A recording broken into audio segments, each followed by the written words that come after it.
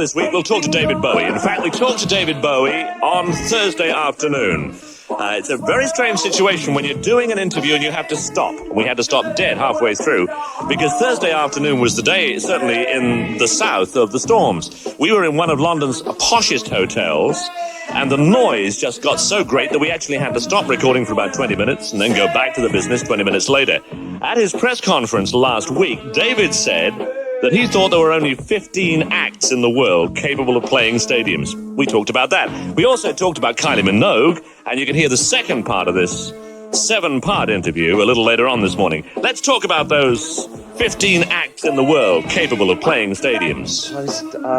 Dear me, I can think of about 5. I was being quite gregarious there. Yes, you were. 15 great stadium acts. Not all 15, but 5 of them would be fascinating to hear. 5 of them as stadium acts. Yeah. Stones, without doubt, know what the stadium is all about. Springsteen, as a solo artist, is phenomenal in stadiums. I have a problem with the duration of his performance, which sometimes goes into a 4-hour period. Yeah. And my attention span, frankly, isn't that long. But he certainly has a feel, being self-imposed man of the people. I mean, he sets himself up in a way which is magic when it's put in front of like 60,000 people. I've yet to see Prince in that kind of size. I don't know. One feels maybe Prince would be, again, better in a more intimate surrounding. There's a delicacy with what he does, which is kind of the antithesis of the very muscular performance you get from Springsteen. I anticipate the Guns N' Roses will be phenomenal in stadiums. They were unbelievable with the Stones. I mean, they got such bad press, but I thought they were wickedly brilliant, and they're a very dangerous band. Why dangerous? Some of the song references and all that, but there again, you know, I mean, it's an artist isn't there to be morally right, politically right, or spiritually right. If he does put himself up in that position, he's either aligned himself with the government party, or he's paid to do that. You know, he's an artist for the state, or he's working for a dictator. I mean, we are up there to scream and shout about ourselves and at the world, and you make the best of it what you can. And they're certainly doing that. They are certainly doing that. A lot of young kids with very intrinsic LA street problems, and they capture what a cliche. They do capture the pulse of their audience. They are their audience. There's no doubt about it. There is such a strong feeling of empathy between artist and audience with that band. They're the foremost street band in America in that way, that if you are 18, you tend to dress like that and you tend to feel like that. And they express it so well. And it makes them a fantastic stadium band. I think that's probably the answer with the stadium band. When it is of the people kind of an artist, they tend to work the best. Oh, this week on Radio 1 between 10:30 and 12:30. Bits and pieces of the interview we recorded in a gale in one of the hotels in London on Thursday. Bowie looking as I've never seen him look before, not in the least bit pale, but just so well. Obviously excited about his new tour, excited about the Tin Machine concept that he's coming back to at the end of this year, and still with a lot of questions to answer. We'll talk to him again tomorrow, Wednesday, Thursday and Friday. And on this segment, I thought it might be a nice idea to bring up the subject of the Delinquents film project. Now, the Delinquents, as everybody knows, stars Kylie Minogue. A lot of press reports for a while saying that David Bowie was going to become involved. So I asked him about it. I think we can put that down to what's euphemistically termed a large artistic disagreement with the producers in the way that it was going. The book that I had originally read and the film that I hear has been made, I have fortunately not seen it, so I cannot give you an opinion. I did see the Rushes. Did you? That was the point that I pulled out, because they bore no relation to each other. The book that I read and the film that they were making had nothing to do with each other, and I just couldn't. I couldn't find any foundation for continuing working with them. They had their own way of wanting to do it, and it certainly wasn't mine. The book is a very charming, rather Edwardian Australian book that is required, or was required. It's interesting that you picked Edwardian. In fact, you know, she came from a very strong line of socialist thinking. So there was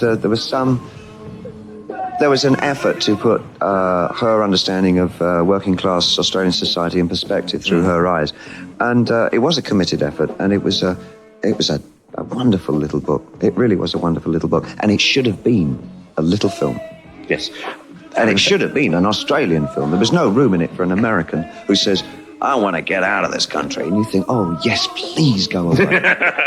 You have seen the film. That was the rush that I saw. And it was that one line that just finished me off. But having said that...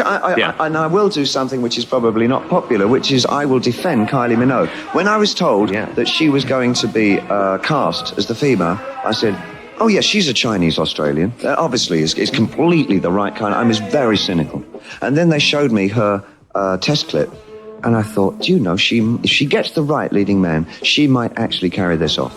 She might actually carry this off.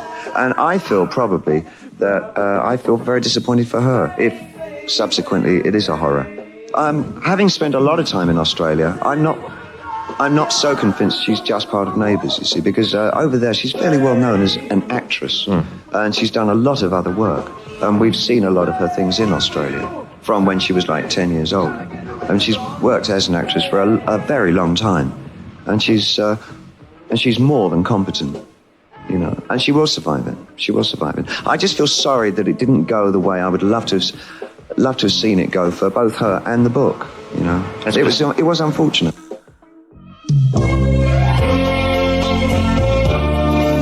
We're talking about Kylie Minogue, and highly complimentary about Kylie Minogue. We'll talk to David Bowie again tomorrow at 11:45. Have no idea what's going to be in the tape. Just got to get the lawyers to have a listen to it. That's David Bowie. Interestingly enough, when we announced that David Bowie was doing one concert, as he was originally, in London, that concert sold out in 8 minutes. Bowie's main hobby or obsession became fairly clear, and that is that he really is absolutely into travel in a big way. He owns an old Volvo, which he's driven around Europe in. He actually has a yacht in the Caribbean, and the yacht really I guess it must be a tax deal, because he doesn't bother about the yacht too much, but the Volvo he goes around everywhere in. Generally, he seems to be on the move always, leading a fairly nomadic lifestyle. So I asked him where this passion for travel came from. I think, like a lot of other kids, when I was quite young, people like Joseph Conrad really moved something within me that made me want to move. I mean, the romance, the trepidations, the sense of adventure that contained within that book, and Rudyard Kipling, I have to admit. I know that's not quite the kind of name that one should throw around anymore. Reactionary old fart. But on the other hand, he wrote a good book, and it inspired me to. I've always wanted to travel. I mean, as a kid, Tibet was somewhere I always pictured as being somewhere great to go, because have you been there? No, I still haven't been there. I got to know a lot of lamas when I had my 3-minute flirtation with Buddhism when I was an 18-year-old. I got to know one of the newly arrived lamas from the Patala, called Chimi Yangdung Rinpoche, who I believe is still here and does translations of the old Tibetan scrolls for the British Museum. I think it's their chief Tibetan translator there. And I do hear from him from time to time. I saw him about 5 years ago. It was the last time, I must admit. And running into him and finding this peculiar energy, which is a passive energy, the energy of the East, the energy of the Buddhist or the Hindu or the animist. I found it so entirely foreign to my code of conduct and my sensibility that I really wanted to explore it, and particularly going to the East had fascinated me from that point. And I got to see some of it, fortunately, not enough as I'd like. I still haven't done China. You haven't done China? No, I've never been to China. Nearest I got was Hong Kong, and that kind of thing. What happens when you're at home? Do you get the feeling, right, I must go, book an airline ticket, go to the airport and go, or do you get in the Volvo and travel off that way? Well, not to China. But yes, I have driven through all the great forests in Germany and down the Rhine and all that, and through France and Italy in my own car. Yeah, I drive considerable. What do you do? Do you stay in the sort of the 2 up, 2 downs, or guest hofs, whatever's available? Right. Yeah, and when I'm in the East, I tend to stay very much away from the well-trod areas. I mean, so I went to Bali just before. Well, actually, I went to Australia first on a trip before I started recording there with Tin Machine. I went there for a month with Melissa, my fiancée, and Coco and her boyfriend. And we went through the Kakadu National Park, and we explored the whole of the north-east and north of Australia. And we went up the Gold Coast, and that was just a fantastic insight into another kind of Australia, not Did you just take the photographs? bush. Yes, I took a lot. I do take a lot. Do you take photographs of yourself? No, never. Smiling broadly at the camera, you know, tourist. I'm not in one of them. No, I take real pictures. You know, I just go for the shot. I want the volcano as it's bubbling over. So it's geographical locations rather than churches or graveyards or I'm personally drawn to the romance of the history of the place and its culture. I think the first two things that inspire me. And inevitably, when I get there, it's the people themselves that become more important than either. Because when you start to meet the people, that's a lovely word. But aren't you lumbered immediately? They'll recognise you. Not in Indonesia. Okay. I don't have much of a problem in Java. But in Australia, they recognise you. In Australia, yeah. Well, that's another reason why one goes to North Bali and not South Bali, because South Bali has virtually been taken over by... It's sort of the Australians' Hawaii or Florida. I mean, they just flock over there to Kuta Beach and salmon and all that. But once you get past the art, the so-called art village of Ubud and start going further afield, it's pretty much, I would imagine, what it was like about 400 or 500 years ago. When you go to the national parks in Australia, does that make you more aware of green issues? Are you concerned about green issues at all? Yes, I am, and typically with me, I feel ambivalent about it. In as much talking about it, it worries me that how many times can you say a truth before it just becomes dissipated? There's a point where you actually hear people say, "Oh, not again. We had enough about bloody rainforest." Yeah. And that's the danger point, because then the issue just slips away. You know, Ethiopia was so fashionable for that 1 year. It's as dire a problem as it ever has been once again this year. But it means naught. It's not a light. Hardly gets a mention anymore. And that's the one thing that's so confounding about a truth. Maybe the cliche was in the question, not the answer. I mean, environmental, again, there's another word that's a turn-off word, isn't it? But yes, I mean, he says puffing another cigarette. I mean, it's something that I now, because of others' efforts, not my own, I'm certainly, I'm in that particular area, I'm a follower, not a leader. But I have been made aware. And I was made more aware this time when I went to Indonesia, when I heard about the immense numbers of cutters that have been sent into Irian Java and will probably hack that entire country down within a couple of years. And that's an enormous forest there. Difficult question, but favourite country. By favourite country, I don't mean favourite country to live in. But if I gave you an air ticket now, where would you go? Currently this week, I think either the east coast of Java or North Bali. The reason for that, as an artist, is that I probably produce my best work when I'm in a situation that I don't understand too well, and an environment I'm not altogether familiar with. I'm lousy when I'm in London or LA. Yeah. Why? Yeah. The work becomes flaccid and it doesn't have anything, and there's no substance to it. And I try to write in Canada. As much as I love Canada and its people, it's very hard to get a vibe there of any consequence that sort of, you know, unless you're sort of forced to live there, I guess. Let's talk about David Bowie's formative years, which is the kind of thing that you see in Q magazine. About 20 years ago, there was a lot of rumours flying around, I suppose fueled to a great extent by David himself, about whether or not he was sexually ambiguous. Yeah. He often dressed as a lady, very often on stage, and there was an awful lot of doubt about just which way he was going. And I wonder, when we were talking to David Bowie, if he was confident with being a bloke, really, these days. After all, there's an awful lot of hassle about sexuality in the 1990s, a troubled climate. Yeah, I mean, I was a child of the sexual revolution. Yeah.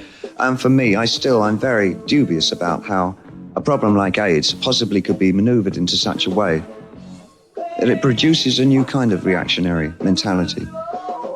It's indeed a terrifying and crippling disease, but we must also be careful that our concerns about that particular disease are in at least altruistic.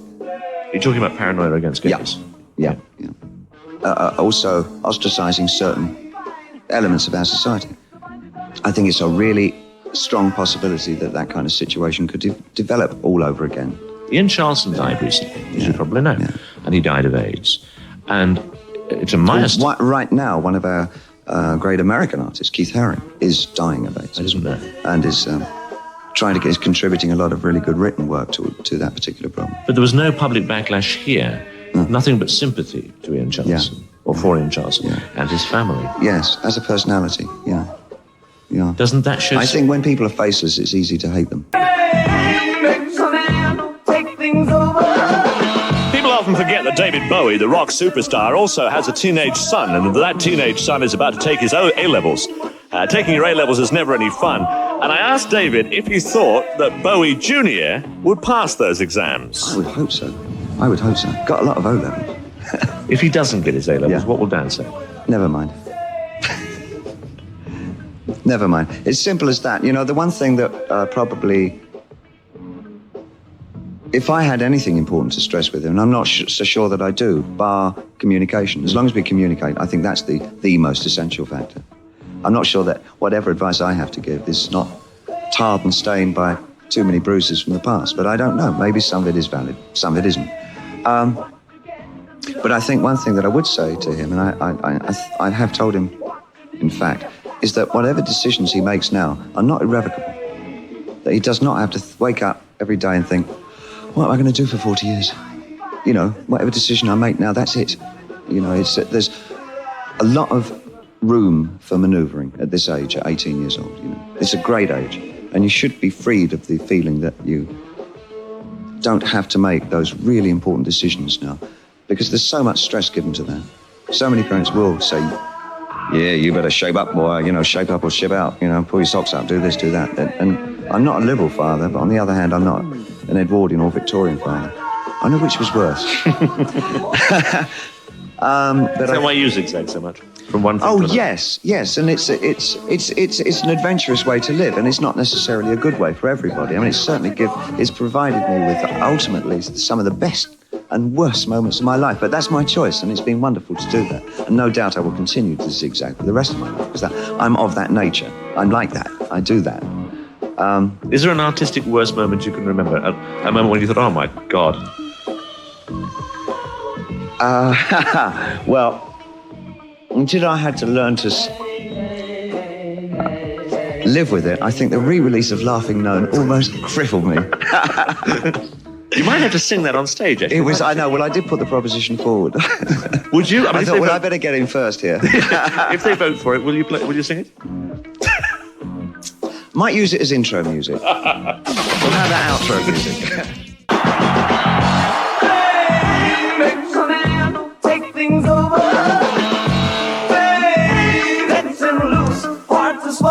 So let's talk about this business that Jonathan King was discussing in his column this morning. I wondered when I spoke to David why he decided not to perform any of his old material after this tour, why it was the end of the road for all the classic songs. And I suppose also why he decided to embark on the tour in the first place. It's a twofold reason. One is the obvious one, is that Rykodisc and EMI between them have collaborated to put out all the old material that I've had sort of stockpiled over the last few years. When it came off RCA, I sort of sat on it, not quite knowing what to do with it. And I had approaches made to me by several big companies to put it out, but it was going to be packaged in such a way that I felt it wasn't the kind of quality that I wanted for my work. Having then seen the stuff that Rykodisc with Jimi Hendrix and Frank Zappa, I thought that I'd never seen archive stuff presented, cared for, and digitally remastered like that before. I mean, it's absolutely superb. Can you explain that? Because a lot of people wouldn't know what you're talking about. Well, they transfer the tapes to digital process, which means that you get pretty much the sound that was happening in the studio when you were actually recording them. It's far superior to vinyl. And their research team is splendid. They unfortunately, sometimes come up with tracks that you've forgotten about and sometimes wish that they'd remained forgotten. But looking at them in a different light, some of them, it is quite fun to be able to put obscure tracks on each of the new albums that's coming out. However, so they wanted to do a compilation of all the best-known songs. I stay away from hits because I've actually not had that many. I've had 2 number ones, yes, in America. But things like Changes, which were never singles, are just as well known as, say, a Gene Genie or something like that. So it was a combination of what you can call hits, and favourite songs. And so they put an 18-track album together of that. And they asked me if I'd be willing to support it. And I said, yes, because I can think of a good use I can put this to. There has to be a point. Rock and roll gets older, as myself and some of my peers have proven. We've got past into our 40s now. That we can either follow the traditional way of working with our repertoire, which is like a Frank Sinatra or a whatever. You go on forever singing your legacy of songs and all that, which is the way that it can go. Or we can decide to do the kinds of exciting and maybe risky things that we were known to do when we started working in music. So I thought what I would do is do these songs for the very last time, purposely painting myself into a corner and giving myself no option other than to develop more new material that makes me wildly excited to continue, if I'm going to continue in music. So I don't want to be just taking those like nostalgic walks through my career. This will be fun because I've never done it before. I've never done a show where I'm literally, in this particular instance, asking the audience to choose the songs. And I will do exactly what it is they want to come along and hear. And Walt Disney Movies using Fame, the single, in a forthcoming movie. David Bowie, we've been talking to all this week as a result of an interview I did last Thursday week. And we talked about the phone vote. You know the idea of the phone vote. Basically, what he's looking forward to is hearing from people who know his music and know him. He'd advertised the day that we actually did the interview that he'd advertised the phone number. So I asked him what the idea behind it was. I said, well, look, I think it would be great. I think I know what they want, but I think I can guess about 10 or 12. What do we do after that? You know, I mean, because some things that I'd like to do, I know like Joe the Lion, are totally obscure to most people, and it's not really the kinds of things they'd want to pay to come and hear if this is their choice. And they said, well, the simplest way these days, because the big thing in the States is the 900 line. And I said, okay, if that's what you want to do, we'll do it that way. Do you think it'll work? And the response so far has been dramatic. Have you any idea what the most requested song is going to be in the back of your head? My presumption is that it would be Fame or Let's Dance. Not Heroes? I don't know about Europe. Europe's a different kettle of poisson. Yeah. I don't know. And you're going to give the money to charity? Yeah. Any idea which charity yet? Mine would be Save the Children Fund, but I would like some of it split off to the Brixton community as well. So it's the Save the Children Fund is going to get the money, and also the Brixton community. And David still doesn't know whether or not it's going to be the Laughing Gnome that gets requested as the most requested song to be sung on the tour by David round the world. Now, he's been recording in Australia. We talked about the Delinquents incident a little earlier on, and he's been recording with Tin Machine. I wondered how that had been going. We did 25 songs in Sydney, and my presumption would be 14 or so will go on an album. And I've left the rest of the guys, that's whilst I'm working, they'll be reworking some of the songs. We're taking a little more finesse over it than last time. The songs should be finished about mid-year completely and mixed and all that. And then hopefully the album will come out about the latter part of this year, and we'll be going out to support it. So this tour ends when? This is I believe at the moment it ends in August. I mean, then you rehearse and do Tim It's snowballing a bit, and my intention is to then go straight into rehearsals with Tim Machine for that late year tour. Keep you slim anyway. Oh yeah.